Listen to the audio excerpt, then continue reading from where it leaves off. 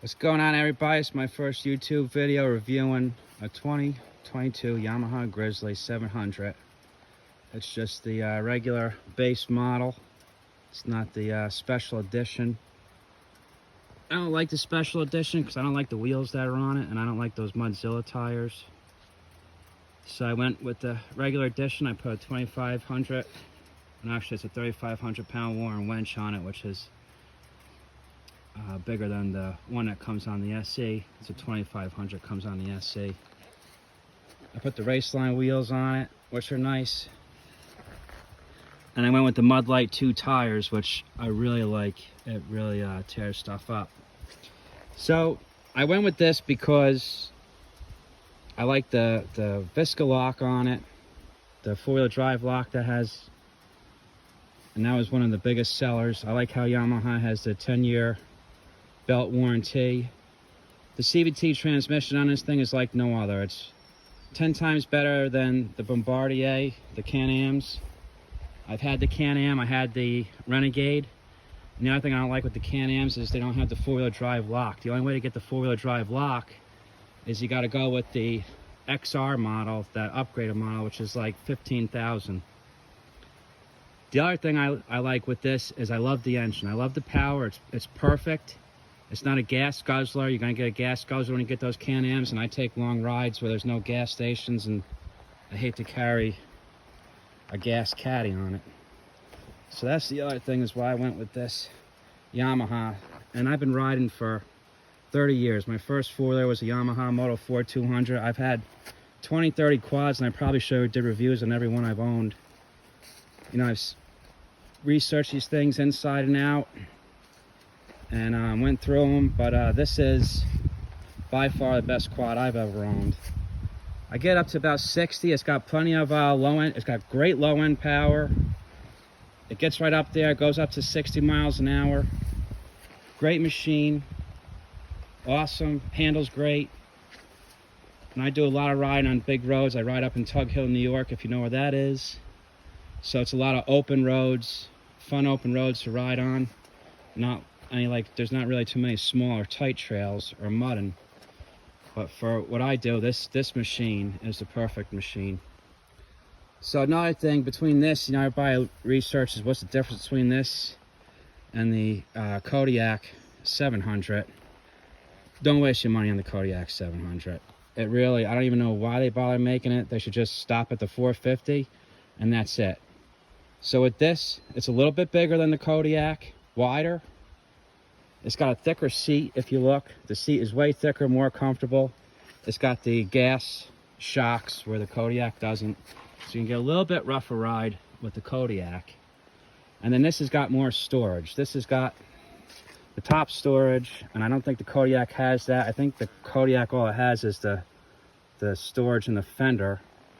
And the Kodiak, and I don't know why Yamaha does this. Another thing, you spend $10,000 on a machine. Kodiak can't put an LED rear light on it, and they don't have no rear storage. So storage on a Kodiak sucks. I have the new 2022 Kodiak 450. Another quad I love. It's a great machine for little tight trails. Bring the kids on and let them drive it. This thing's too fast. I wouldn't let kids ride it. It's just way too much power on this thing. It's just, as soon as you give it gas, it just wants to get up and go. I mean, the thing is, just an animal. It is absolute animal. So anyway, definitely, I mean, if you're going to go trail ride and all that stuff, I would stick with the Yamaha Grizzly. Reliability, all that. Single cylinder, you're not messing with the twin cylinder. Good on gas. Excellent machine. But definitely by far, I mean, everybody thinks they got to have all that power, but on a quad, I don't know where you're going with 68, 70 horsepower. With a four-wheeler, I don't know, but you know, everybody thinks power is everything. But on this, you're not gonna get stuck in the mud. With my Can-Am Renegade, I didn't have the four-wheel drive lock. That sucker got stuck in mud. You couldn't lock that four-wheeler drive. When you put this thing in four-wheeler drive lock, it'll go through anything. You are not getting stuck with this machine. Totally not. I mean, unless you submerge it in that quicksand shit, then you have to pull out the winch. But other than that, this baby, you put that in four-wheel drive lock and those wheels don't spin. It just grabs and goes. And that's that was the biggest seller for me on this Yamaha, is the 4-wheel drive lock. So if you're going to buy a 4x4 and you're going to be doing some mudding, make sure you buy a quad with a 4-wheel drive lock, because anything else, you're just wasting your money. And Can-Am's got that automatic lock. It don't work. It's shit. It's absolute shit. So don't waste your money and time on that. But by far, this is definitely the, I think, the best machine. I enjoy it. I love it a lot, and I think it's one of the best quads out there for sure. And everybody says Yamaha's got to step up their game with the engine. I don't think so. I think the 700 is perfect. It's a good all-around engine. It's got plenty of speed, plenty of power.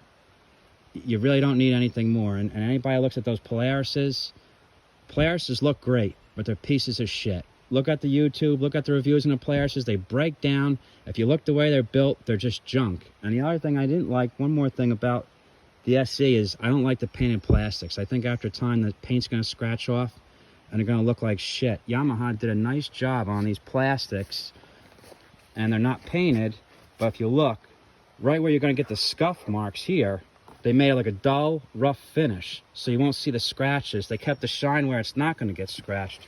Excellent idea on Yamaha's part, and I think longevity of these will look better than the painted plastics. But yeah, this is definitely the machine for sure. Yamaha's been doing it good. I think the Suzuki looked good. That was a nice machine, but everybody says, I haven't drove one, but the steering vibrates and all that jazz, so the steering wasn't that great on those. But for a good trail machine, you want a good trail all day riding, this is the machine. How it going, folks? I hope this review worked out, and I'll be doing another one on my 2022 Kodiak 450. See ya.